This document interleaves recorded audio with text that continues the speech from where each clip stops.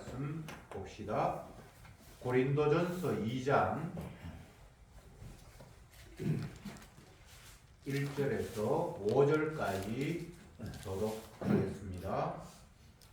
2장 1절에 형제들아 내가 너희에게 나아가 하나님의 증거를 전할 때에 말과 지혜의 아름다운 것으로 아니하였나니 내가 너희 중에서 예수 그리스도와 그의 십자가에 못 박힌 그 외에는 아무것도 알지 아니하기로 작정하였음이니라.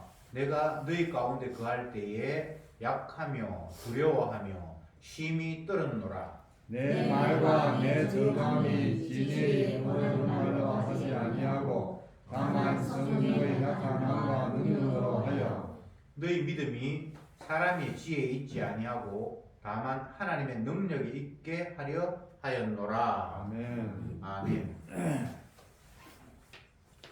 바울이 고린도 교회에 편지를 보내면서 많은 이야기를 하는데 그 많은 이야기를 간추리고 핵심을 이야기한다면 나는 너희들에게 예수님 그분이 십자가에 못 박히신 것 그것만 전하고 너희들은 그것만 알았으면 좋겠다 라는 식으로 말씀을 이야기를 하는데 오늘 본문을 보면 이런 일을 하는 데 있어서 본인 스스로는 굉장히 약해서 두려워하면서 떨었다 이런 표현을 했습니다.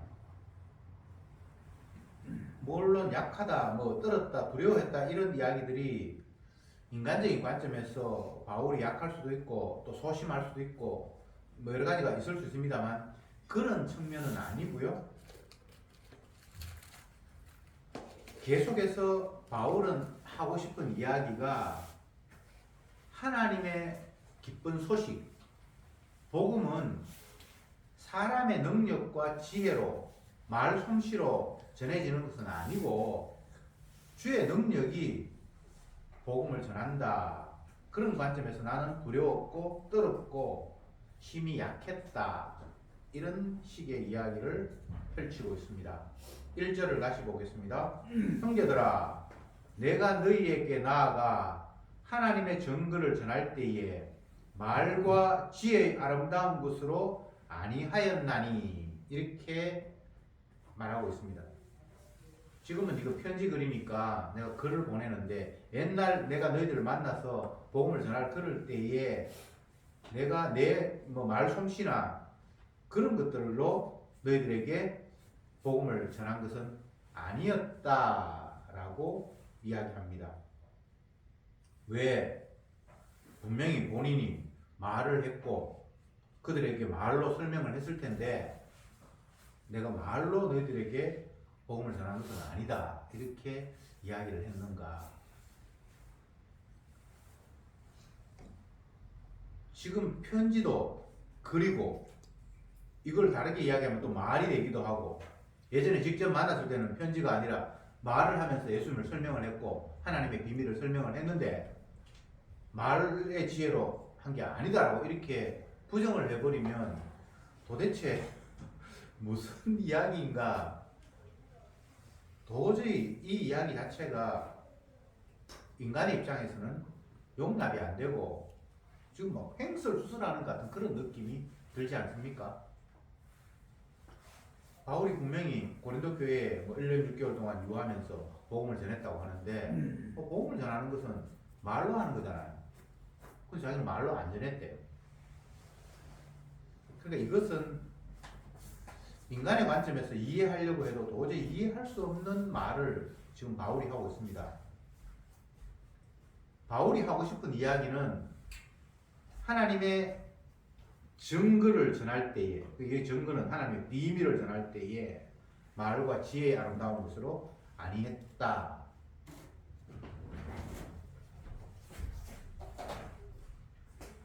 복음 전파 내가 너희들에게 함께 있을 때에 하나님의 비밀, 하나님의 증거를 전했는데 이게 복음을 전했다는 거죠. 그런데 이것은 말로 아니함. 이렇게 이야기합니다. 누가 봐도 바울이 말로 전했어요. 근데 본인은 말로 전한 게 아니래요. 이 이야기 속에는 다른 의미가 있는 것이 아니라 하나님의 복음은 사람의 언어와 말로 전파될 수 없다. 불가능하다라는 이야기를 지금 하고 싶은 거예요. 계속해서 복음 전파자인 사도는 내 능력, 내 가진 재질, 내 말 솜씨 이런 것들로 결코 하나님의 비밀을 설명하거나 전해지는 것은 아니다라고 이야기를 합니다. 그걸 이야기하고 싶어서 자기가 한 게 아니다라고 이야기를 해요. 그러니까 복음은 항상 인간을 제외시키고 사람의 능력이 복음 전하는 일에 하등에 도움이 되거나 뭐가 아니라는 식으로 이야기를 전개하고 있습니다. 심지어 자기는 아무것도 아니래요. 만물에 찍기만도 못하대요. 그것이 굳이 다른 사람과 비교했을 때 내가 모자란다라는 이런 상대적인 것을 이야기하는 것이 아니라 주님의 그 엄청난 복음의 비밀이라는 그 놀라운 것 앞에 자기 자신은 아무것도 아니라는 거예요. 항상 복음을 대할 때에 인간의 자세는 자기 자신이 복음 앞에서 아무것도 아니다. 내가 능력도 있고 지혜도 있고 내가 나름대로 열정이 있기 때문에 나는 복음을 이해할 수 있다. 이런 것이 도저히 성립이 될 수 없는 거예요. 바울이 예수님을 만나기 전 자기의 지혜와 경험과 열정으로 하나님을 섬겼을 그때 상황을 우리가 한번 떠올려 보십시다. 결정적으로는 자기의 열정과 지혜와 노력으로 하나님을 믿었을 때의 바울의 모습은 하나님의 아들을 죽이는 일에 앞장섰습니다. 예수 잡아 죽이는 일에 혈안이 되어서 열정적으로 돌아다녔습니다. 그게 인간의 지혜와 노력과 열심으로 하나님을 섬겼던 모습이었습니다. 근데 이제 예수님이 찾아와서 자기의 그 리석음을 깨닫게 되고 복음의 비밀, 예수님을 우리가 죽인 것 같은데 결과적으로는 예수님은 스스로 자기 백성의 죄를 대신해서 죽었던 것이 십자가 사건이었다는 것을 깨닫고 난 이후에는 인간의 능력, 내 지혜, 내 경험, 내 열심 가지고는 결코 복음이 전파되지 않는다라는 사실을 계속 이야기하면서 복음을 전하고 있어요. 이게 모순 같은데 사실은 은혜 안에서 모순이 아니라 지극히 정상적인 상황이에요. 우리가 겉으로 드러난 전도자의 모습, 사도 바울의 모습을 보면 이 사람은 너무나 열심히 복음을 전하고 정말 자기 몸을 아끼지 않고 불사르는 그 열심으로 전도를 하고 다니는데 정작 본인은 나는 아무것도 한 것이 없다라고 계속 그렇게 이야기를 하고 있어요. 이 의미를 지금 우리가 알아야 된다는 말입니다. 하나님이 시켜서 이곳에도 가고 저곳에도 가고 복음도 전하고 핍박도 받고 하는데 정작 자기 자신의 입장에서는 내 이런 일들 때문에 복음이 전해지는 것은 결코 아니라는 겁니다. 철저히 자기 부인이 들어가는 거죠. 뭐 부인을 하고 싶어서 부인하는 것이 아니라 복음의 빛 앞에 자기 자신은 아무것도 아니라는 것들이 이미 깨달아져 버리기 때문에 자기가 무엇을 해도 자기는 아무것도 아니에요. 오죽했으면 만물에 찍기만도 못하다라고 이렇게 자기 자신을 표현을 했겠습니까?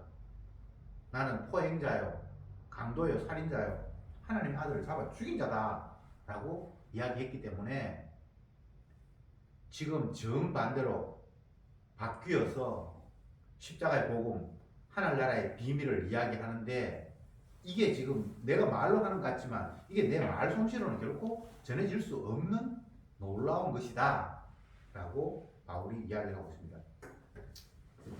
지금 계속해서 복음을 이야기하면서 바울이 먼저 부정하는 게 있어요. 이러한 게 복음이야 라고 복음을 포장해서 남들에게 잘 전달하는 것이 핵심이 있는 것이 아니라 사람은 안 돼. 인간의 불가능성을 먼저 전제하면서 복음을 이야기를 하고 있어요. 그렇다면 복음 전하는 사람이 자기의 말 솜씨로 절대 복음이 전파되는 게 아니다라고 얘기했을 때 그럼 복음 듣는 사람 입장은 어떻습니까? 내가 남의 말을 잘 이해하고 받아들이기 때문에 나는 복음을 이해한다. 이것도 성립이 안 되는 거예요. 그러니까 인간으로서는 안 된다는 거예요. 그러면 반론을 제기하는 사람들이 그럼 하지 말지 말하노. 반드시 이 이야기가 나오죠. 그럼 주님 시키는데 어떻게? 내가 해서 어떤 결과가 나올 것이라고 기대해서 하는 게 아니고요. 그건 뭐 기대 하나만 할 게 없어요. 그냥 주님께서 하라고 하니까 하시는 거예요. 하게 하시니까 그냥 입을 여는 거예요. 세례 요한이 성령에 충만해서 내 뒤에 오시는 분을 내가 지금 이야기하기 위해서 내가 설치고 있다. 너희들 자꾸 내 주목하는데 내 주목하면 안 되고 내 뒤에 오시는 분 주목해. 계속해서 그 이야기를 하거든요. 아니 네가 도대체 누군데? 누가 시켜서 하는데? 그런 데 관심 갖지 말고 내가 하고 싶은 이야기는 내 뒤에 오시는 분 이분이 메시아야. 계속 자기는 그 이야기를 하고 있거든요. 아니 도대체 네가 누군데? 나 아무것도 아니야. 우리는 전하는 사람의 그 전하는 내용이 중요하면 전하는 사람의 권위도 있어야 된다고 생각을 하잖아요. 이 말이 참이야 라고 한다면 그 말을 한 사람이 믿을 만한 사람이 되어야 그 말이 참이라고 인정이 되잖아요. 세상의 논리가 그렇잖아요. 근데 복음은 그런 게 아니에요. 전하는 사람은 아무것도 아니에요. 말하는 사람이 이런 권위를 가지고 이런 경험이 있고 이런 대단한 사람이기 때문에 그 사람이 이게 맞다라고 이야기하면 그 내용을 확인하고 참으로 인정하기 위해서는 그걸 말한 사람에게 먼저 집중을 하는 게 세상적인 논리잖아요. 공부를 많이 하고 실제적으로 경험을 하고 그렇게 했던 그 경력자가 나는 이런 일을 경험했는데 이게 이러하더라 라고 이야기했을 때 그건 그 사람을 보면서 아, 이 사람은 이런 사람이니까 이 말이 맞겠다라고 이렇게 나오는데 하나님의 복음, 예수님의 비밀은 그게 성립이 안 된다고 지금 바울이 이야기를 하고 있는 거예요. 아, 이게 얼마나 놀라운 일입니까?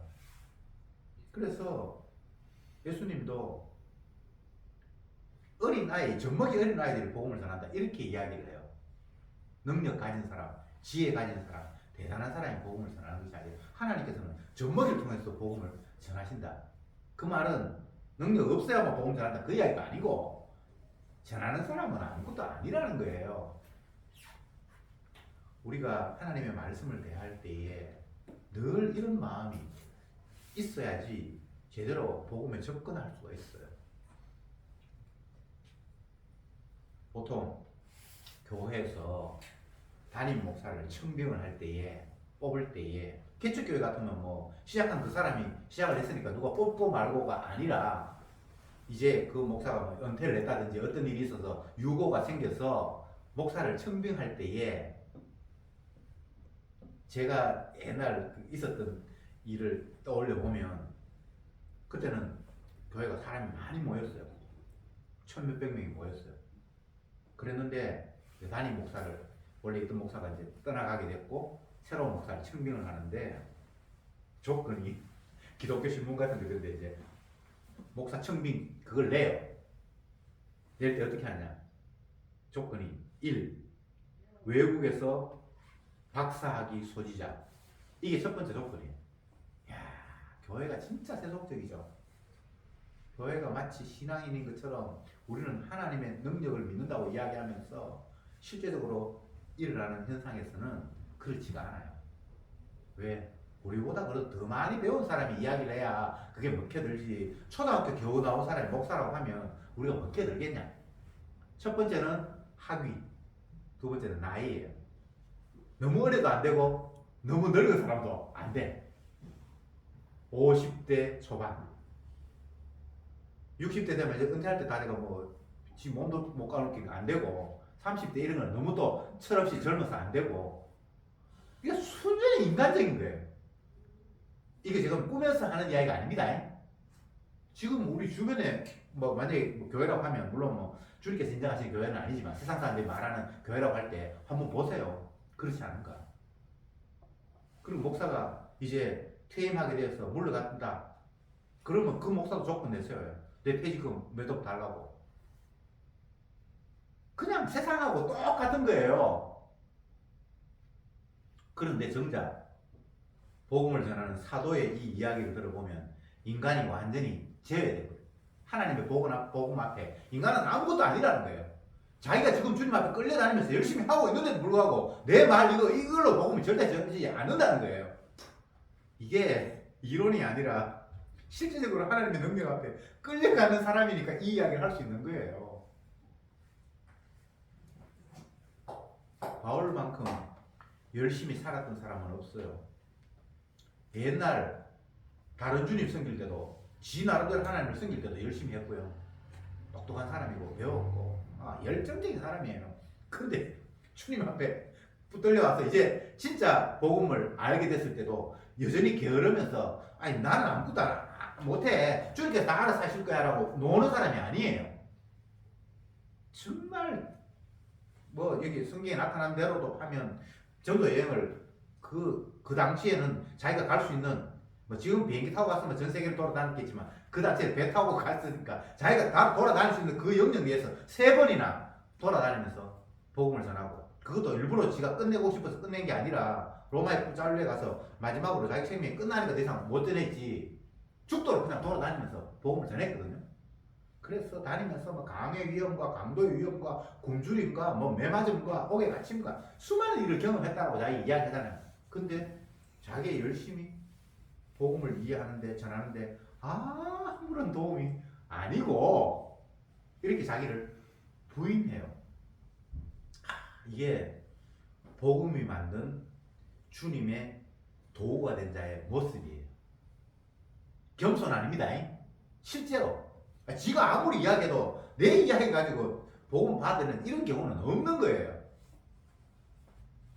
그러면서 2절에 이렇게 이야기합니다. 내가 너희 중에서 예수 그리스도와 그의 십자가에 못 박힌 것 외에는 아무것도 알지 아니하기로 작정하였습니다. 여기도 중요한 개념이 나오는데 바울이 많은 이야기를 해요. 성경에 뭐 거의 반이 바울의 서신이라고 할 만큼 글도 많이 썼고 근데 바울이 그 많은 이야기들을 한 가지로 요약할 때 예수님 십자가 지심 이것만 얘기했고 너희들도 이것만 알았으면 좋겠다 이렇게 이야기를 상대적으로 십자가 외에 인간들은 십자가와 관심이 없잖아요. 그래서 자기 지식, 자기 열심, 자기 노력 그런 것들을 기울여서 뭔가를 하려고 하잖아요. 제가 예전에 있었던 교회 이야기를 하면서 담임 목사 청빙하는데 첫 번째 조건이 외국에서 박사학위 받은 거, 두 번째는 50대 나이 그 외에 쭉 있어요. 뭐 1000명, 100명 모인다고 그러니까 그래도 이력서 쓰는 사람이 굉장히 많아요. 그런데 그것은 오늘 고린도 전서 2장 2절에 의하면 십자가 외잖아요. 십자가 아니잖아요.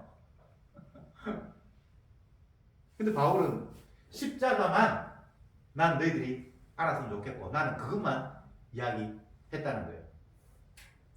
성경을 보면 바울이 뭐 장로 세우는 이야기도 하고 뭐 많은 헌금을 해야 된다고 하고 많은 이야기를 하는데 본인은 십자가 외에는 다른 이야기를 안 했다고 너희들 그것만 알았으면 좋겠다고 이야기를 하고 있거든요. 근데 여기서 또 우리가 헷갈리는 거예요. 성경이 엄청나게 두껍잖아요.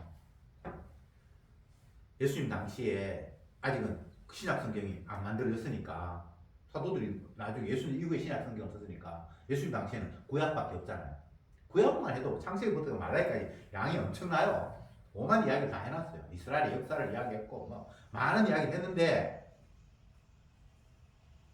바울 같은 사람이 그 구약을 읽으면서 옛날 사울 시대에 하나님은 이런 분이구나, 우리나라는 이런 나라구나, 나는 이런 사람이구나, 성경 구약을 보면서 자기가 알았을 거 아니에요. 그래서 하나님을 향한 열심히 살았단 말이죠. 근데 그게 순 엉터리. 예수님 당시에 서기관 바리새인들은 유대인들을 지도하는 종교적인 우두머리였어요. 오늘날로 이야기하면 그냥 종교인이 아니라 그냥 정치인이고 또 스승이고 그냥 모든 권력을 가진 사람들이 서기관 바리새인들이에요. 근데 그들이 성경을 얼마나 열심히 읽고 사모하는 사람입니까? 그리고 열심히 얼마나 대단한 사람입니까?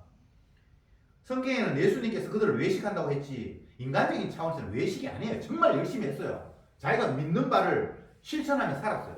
이중풀이한 게 아니에요.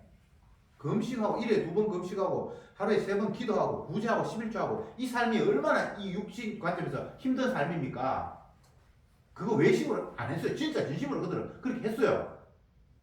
그래서 주님 외식이라고 얘기했고 더 엄청난 일은 너희들의 수많은 말씀 모세의 말씀을 순종해야 한다라고 모세는 하나님으로부터 직접 계시를 받은 사람이니까 그를 존경하면서 그 말씀을 따른다고 하는데 그 말씀은 요즘 자기가 한 게 이거 내 이야기 한 거예요. 이렇게 한마디로 몰아붙였다 이 말입니다. 지금 제가 하는 말이 어떤 의미인지 여러분 이해하셔야 됩니다. 지금 사도 바울은 신약 성경에 한 만을 썼는데 예수님만 이야기한 거 아닌 것 같이 우리 느껴지잖아요. 교회 장로를 세울 때 이렇게 해야 되고 집사는 이렇게 세워야 되고 저쪽 예루살렘 교회 가난하니까 너희들 헌금해라 뭐 보태가지고 뭐 많은 이야기를 했어요. 근데 정작 본인은 예수 그리스도의 십자가를 이야기했다고 이야기하거든요. 이거와 똑같이 구약에 엄청난 분량의 성경이 있는데 그 많은 이야기를 예수님이 이거 내 이야기 했다라고 그냥 하나로 몰아붙인다 이 말입니다. 지금 이 의미를 알아야 돼요. 자,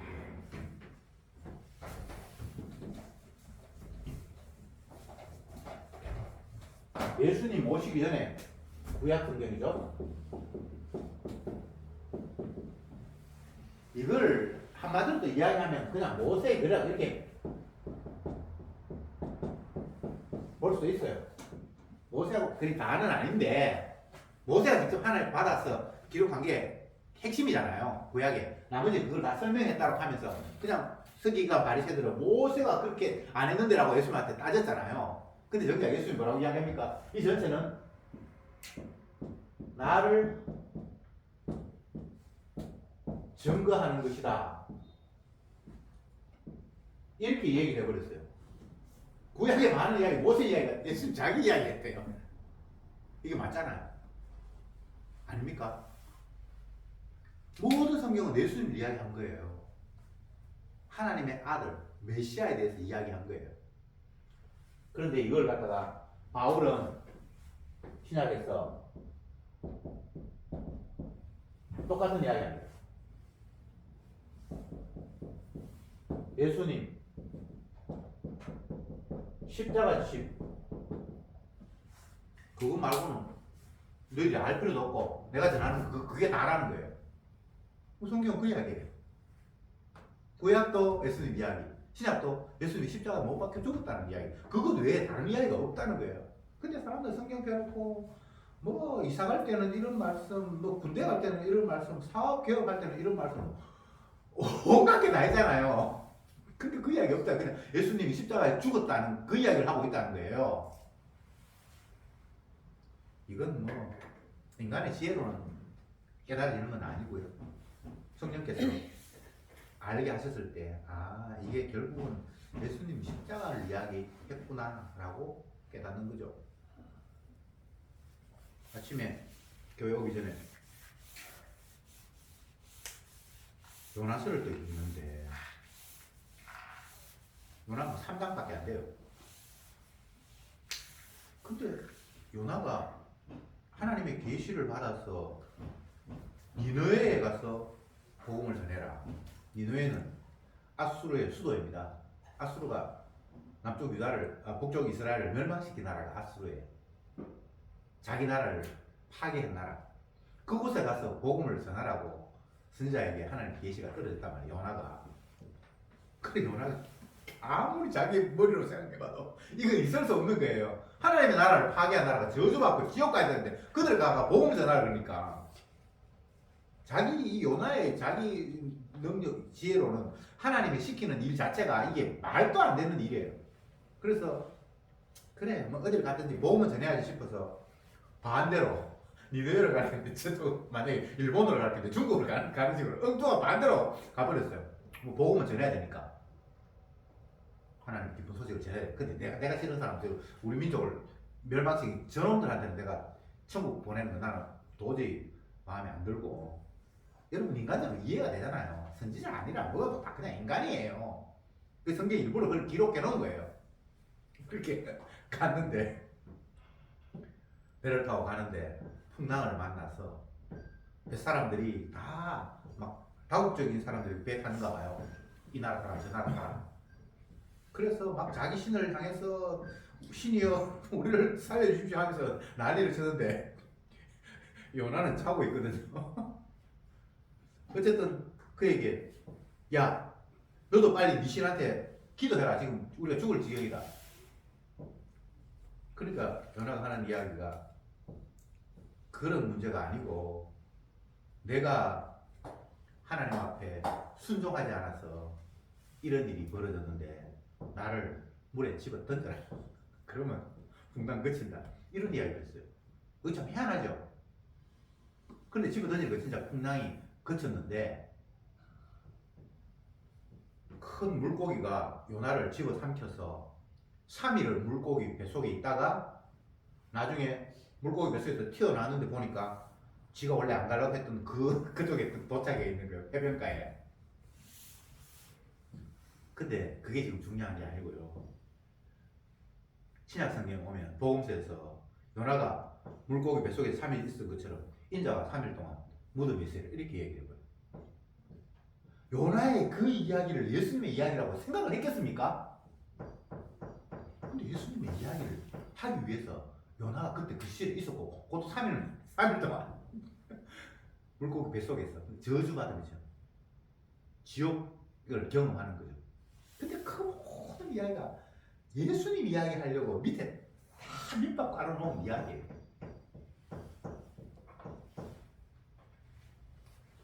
다시 본문으로 돌아가서 사도 바울은 내가 복음 전하지만 이건 내가 전하는 거 아니야. 내가 많은 이야기 했는데 그것은 다 예수님 십자가 못 박힌 것 외에 다른 이야기 한 거 없어. 너희들은 그것만 알면 돼. 이렇게 이야기하면서 3절에 내가 너희 가운데 거할 때에 약하며 두려워하며 심히 떨었다. 왜 이랬을까요? 한마디로 이야기하면 나는 십자가에 못 박히신 예수님을 전하려고 열심히 하고 있는데 사람들이 자꾸 바울을 주목해요. 그가 능력도 행하고 인간적으로 보면 그가 전하는 메시지보다는 그에게 나타난 현상들이 더 크게 보이잖아요. 죽은 뭐 유독으로 뭐 살린다든지 뭐 하여튼 희한한 일들이 막 일어나잖아요. 병이 들었는데 바울의 손수건을 파니까 막 나은다든지 하여튼 엄청난 일이 많이 일어나잖아요. 고린도 교회도 많은 일이 일어났어요. 그런데 자기는 두려운 게 마치 사람들이 자기 자신이 대단한 사람인 것처럼 그렇게 볼 거 아니에요. 사람들은. 그게 두려운 거예요. 자기는 하나님을 잡아 죽이고 예수님 사람을 잡아 죽이고 예수님을 십자가에 못 박힌 일에 앞장선 그런 완악한 죄인인데 자기 자신이 마치 대단한 사람인 것처럼 사람들이 주목하고 따르려고 하니까 그게 자기 두려운 거예요. 자기는 예수님 이야기하고 사람들이 예수님 안 보고 예수님을 이야기하는 사도 바울을 자꾸 주목하고 있으니까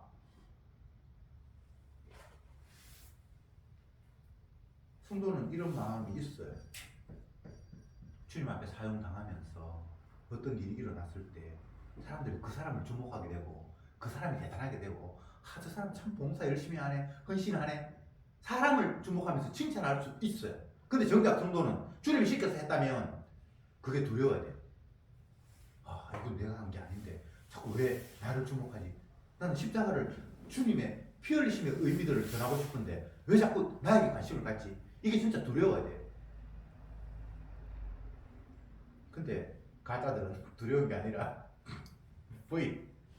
역시 이렇게 자기 자신을 계속 주목하게 만들죠.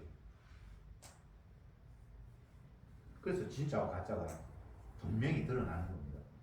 4절에 내 말과 내 전도함이 지혜의 권하는 말로 하지 아니하고 다만 성령의 나타남과 능력으로 하여. 이게 또 자기 자신을 또 부인합니다. 사람의 지혜와 말로 이 전도가 되는 게 아니고 성령의 능력으로 되는 일이다. 5절에도 그 똑같은 이야기 반복합니다. 너희 믿음이 사람의 지혜에 있지 아니하고 다만 하나님의 능력이 있느니라.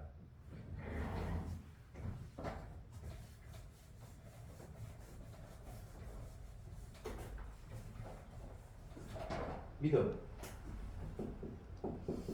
이 자체가 하나님의 선물인데 사람의 지혜로 믿는 게 아니고 하나님의 능력으로 믿는 것 말고는 다른 게 없다. 또 질문할 수 있죠. 사람의 지혜로는 뭐 믿음을 챙길 수 없고 하나님 능력이라고 그러면 사람은 좀 가만히 있지 빠지지 네가 왜 설치냐. 항상 이런 이야기가 인간들에게는 나와요. 주님이 시키시니까 하는 거예요. 다시 말하지만 그러면서 주님이 시키시고 그래서 열심히 하는데 그 전하는 자나 받는 자가 성도일 경우에는 전하는 자도 자기가 이거 열심히 해봐야 이게 아무 도움이 안 된다는 걸 본인이 깨닫고 성령으로 깨달은 사람도 아, 저 사람의 말로 전해지는 것이 아니라 주님의 능력이 나를 믿게 했구나를 확인하는 차원에서 인간이 아무것도 아님을 확인하기 위해서 주님께서 사람을 시키는 거예요. 이걸 바꿔 이야기해 봅시다. 이스라엘 백성들이 애굽에서 탈출하게 될 때, 출애굽하게 될 때에 하나님께서 모세를 보내고 아론을 보내고 하잖아요. 그러면 누가 봐도 출애굽의 결정적인 공로자는 모세나 아론이 돼야 되겠죠.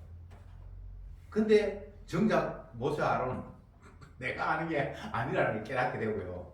그것을 아는 성도들도 뭐 여호수아나 이런 사람, 갈렙 같은 사람은 아, 저 사람이 하는 것이 아니라 주가 하시는구나를 깨닫게 돼요. 그래서 사람이 아니라는 사실, 주님의 능력만이 성령만이 하신다라는 걸 보여주기 위해서 사람을 앞장 세우는 거예요. 표면적으로. 그래야 사람이 아니라는 걸 알기 때문에. 사람이 앞장서지 않고 성령이 해버리면 사람이 할 수 없다라는 말에 대해서 잘 이해를 못해요. 사람이 하게 하세요. 모세를 앞장 세우잖아요. 누가 봐도 표면적으로 모세가 출애굽의 리더예요. 지도자예요. 근데 실제적으로는 모세는 아무것도 아니에요. 하나님의 손에 들려진 마른 막대기가 모세예요. 모세의 손에 지팡이가 있어서 그 지팡이를 가리키니까 뭐 물이 갈라지고 뭐 많은 일이 있었잖아요. 그 앞에 바로에게 찾아갔을 때도 지팡이 하니까 물이 피가 되고 뭐 여러 가지 있었잖아요. 누가 봐도 지팡이가 대단한 것처럼 그렇게 보이죠. 근데 그거 아무것도 아니거든요. 모세가 그런 존재라고. 하나님 앞에 마른 막대기처럼 그 지팡이라고. 하나님께서 모세를 사용하니까 어떤 일이 벌어졌는데 사용하시는 분이 모세를 사용했죠. 모세가 지팡이를 들었을 때 지팡이에 능력이 있습니까? 아니죠. 그와 똑같이 하나님 앞에 사용받는 모세가 무슨 능력이 있습니까? 하나님께서 하니까 일이 벌어진 거예요. 요거하고 똑같은 거예요. 그 사실을 하나님은 출애굽하는 과정에서 계속 이야기합니다. 모세가 하는 게 아니라고. 그래서 하늘에서 구름이 뜨면 구름이 머물면 이스라엘 백성들이 시내에서 멈추고 구름이 이동하면 그들이 이동하고 불기둥, 구름기둥 그게 인도하시잖아요. 그러면 불기둥, 구름기둥이 하나님입니까? 그거 아니잖아요. 하나님께 사용하시는 거잖아요. 태양이 멈추게 하면 태양이 멈추고 저와 여러분들은 아무것도 아니에요. 그냥 하나님이 사용하는 구름이고 그냥 마른 막대기예요. 근데 사용당하면서 지가 마치 뭐 어떤 능력이 일어나니까 대단한 것처럼 그렇게 생각하면 안 되니까 바울이 내가 복음 전하면서 심히 떨었다. 왜? 엄청난 일이 막 자기의 삶을 통해서 막 나타나는 거. 하나님 일을 하시는데 막 나타나니까 사람들이 자기를 주목하니까 자기도 두려운 거예요. 본인이 무슨 능력으로 죽은 사람을 살립니까? 지 몸에 있는 가시 하나도 못 빼가지고 하나님 이거 너무 괴롭습니다. 좀 낫게 하는 사람이 어떻게 사람을 살립니까? 안 되는 거 알죠? 근데 정작 주님 앞에 성령 앞에 이끌려 움직이지는 사람은 지가 아무것도 아니라는 사실을 두려움으로 알아요. 그럼 사람들이 자꾸 뭐 어떤 나타나는 행동을 보면서 사람을 주목하니까 내가 뭘 했는데 아이고 잘합니다 하고 훌륭합니다 하고 대단하다 그러니까 마치 내가 하나님의 일을 가로채는 것처럼 그리고 두려운 거예요.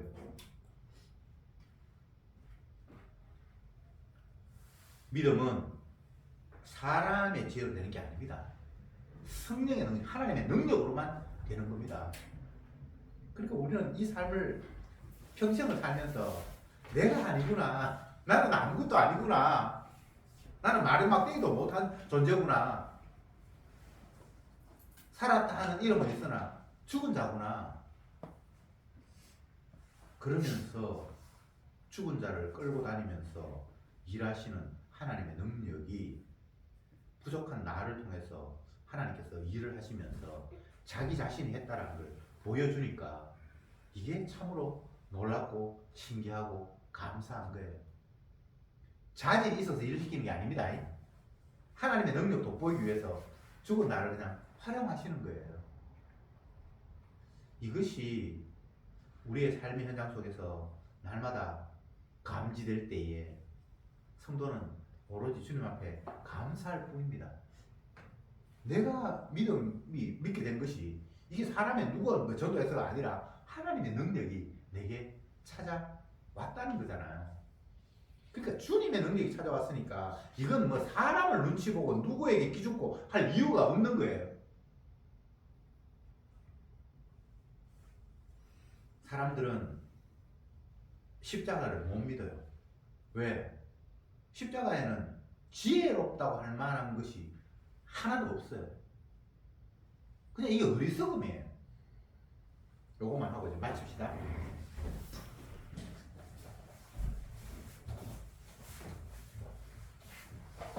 바울은 많은 이야기를 했는데 나는 예수님의 십자가 외에는 다른 거 없다 이렇게 했는데 바울 스스로는 이게 인간의 관점에서 십자가가 어리석은 도라고 이야기를 해요. 왜 그렇습니까? 사람의 관점에서 십자가, 사람이 이해하는 십자가,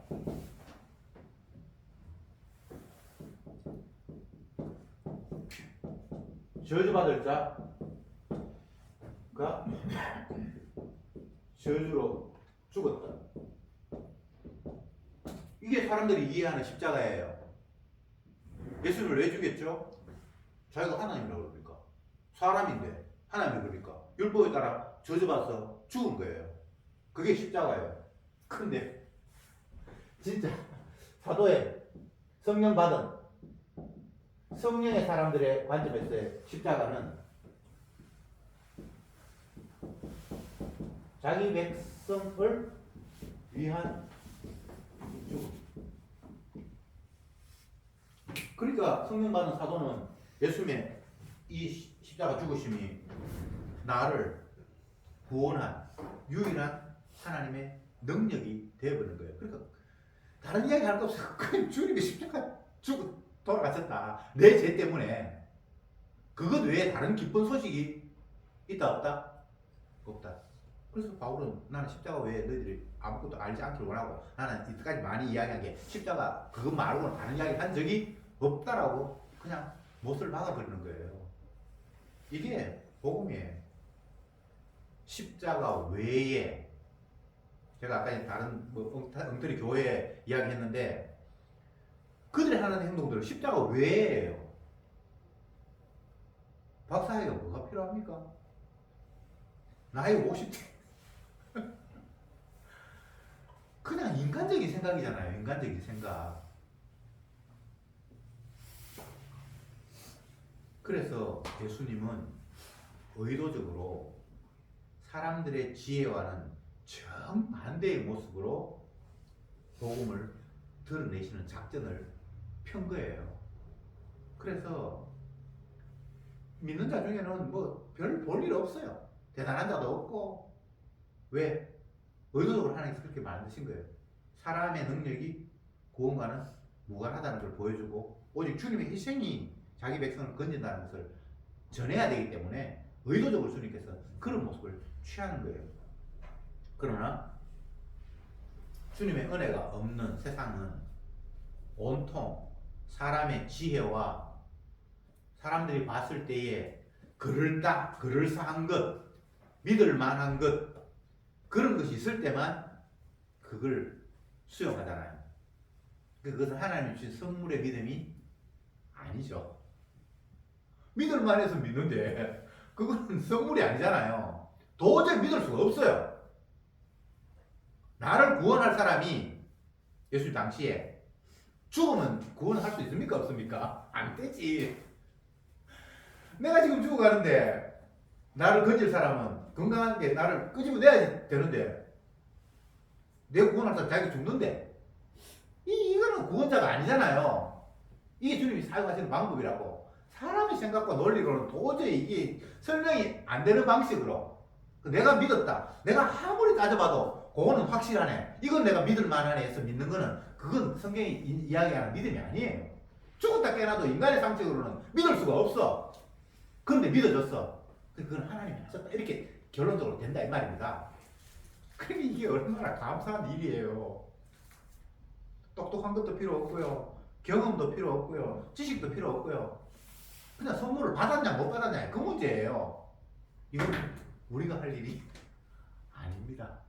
주님이 기쁘신 뜻대로 긍휼을 줄 자에게 긍휼을 주고 그걸 나중에 따져보니까 만세전에 하나님께서 택했어. 그게 주님이 일하시는 모습입니다. 기도합시다. 주님, 주가 말씀하시는 십자가의 비밀은 인간의 지혜로 도저히 접근할 수 없도록 주님이 장치를 마련하셨습니다. 그런데 우리는 계속해서 내 지혜를 총동원해서 믿을 만한 것들을 자꾸만 찾아 나서는 엉터리 짓을 반복하고 있습니다.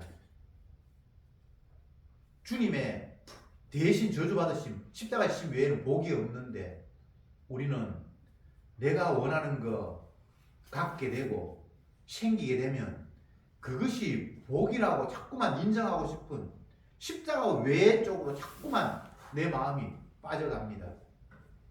주여, 저들의 믿음 없음을 용서해 주시옵시고 주님의 십자가 외에 다른 것이 결코 우리에게 복이 되거나 생명이 되지 못한다는 사실을 날마다 깨우치면서 십자가만 바라보며 기대하는 저들이 되게 하옵소서. 예수님의 이름으로 기도드립니다. 아멘. 아멘.